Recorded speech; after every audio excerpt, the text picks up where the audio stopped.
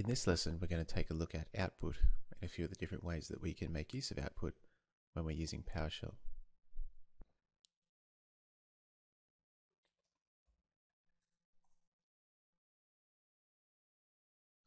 So when we run a commandlet, we see output on the screen in our shell window.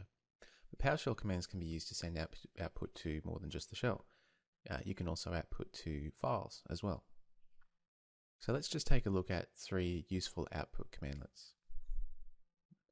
They are export CSV, out a file, and convert to HTML.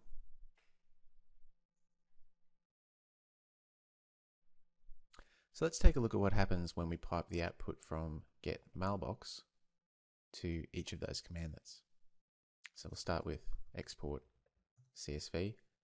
And because I've used this commandlet before, I know that a useful parameter is the no type information, which just removes some information I'm not interested in for that file. And then we specify mailboxes.csv as the file that we want to actually export to.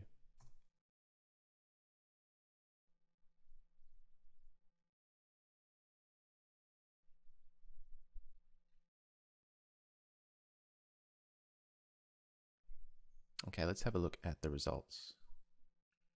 Here's the mailboxes.csv file, and we'll just open that with Microsoft Excel.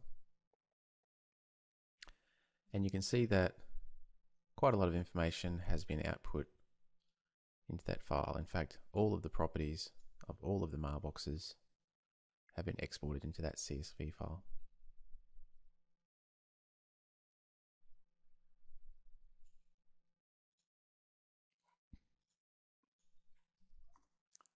So let's try that again. This time we'll use out file. So get mailbox, and I'll just specify mailboxes.text.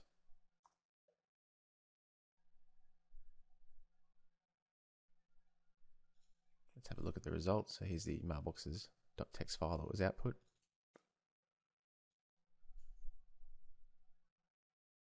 You can see that basically what we get there is what would have appeared within the shell window itself. But in this text format, it's not particularly useful. These are all just individual lines.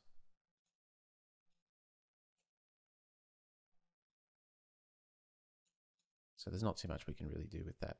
Useful in some cases if you just want to dump out some information to a file to peruse in Notepad. So this time we'll try converting that output to HTML first before we send it to the out file commandlet.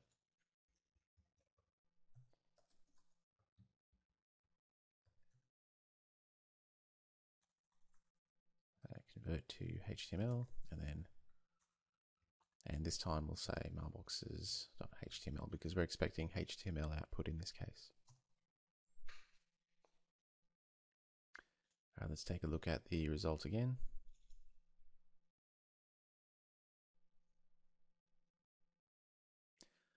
Okay, and this time you see we have this HTML table with all of the information that we saw when we exported the CSV file.